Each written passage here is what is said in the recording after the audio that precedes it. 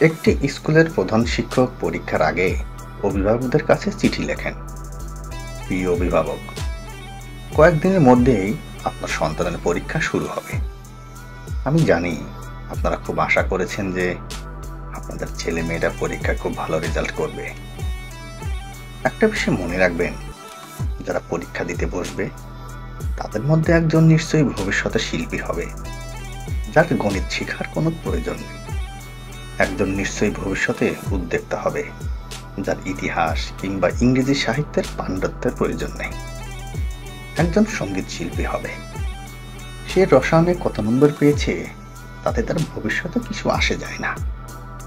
একজন খেলোয়াড় হবে, তার শারীরিক দক্ষতা পদার্থবিজ্ঞান থেকে বেশি জরুরি। যদি আপনার ছেলে বা মেয়ে পরীক্ষায় খুব ভালো নম্বর পায়, সেটা হবে খুব চমৎকার। কিন্তু যদি না পায়, তাহলে প্লিজ তাদের নিজের উপর বিশ্বাস কিংবা সম্মানটুকু কেড়ে নেবেন না। তাদেরকে বুঝিয়ে বলবেন যে পরীক্ষায় নম্বর নিয়ে যেন তারা মাথা না ঘামায়। এটা তো একটা পরীক্ষা ছাড়া আর কিছুই নয়। তাদেরকে জীবনে আরো অনেক বড় কিছু করার জন্য প্রস্তুত করা হচ্ছে।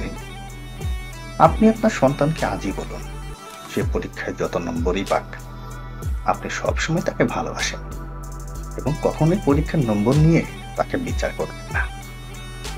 প্লিজ এই কাজটি করুন। যখন এটা করবেন, দেখবেন আপনার সন্তান একদিন পৃথিবীটাকে জয় করবে।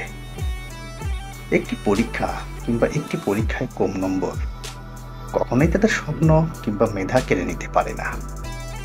আরেকটি কথা মনে রাখবেন, এই পৃথিবীতে কেবল ডাক্তার, ইঞ্জিনিয়ার, অফিসার, প্রফেসর বা আইনজীবীরাই একমাত্র সুখী মানুষ নয়।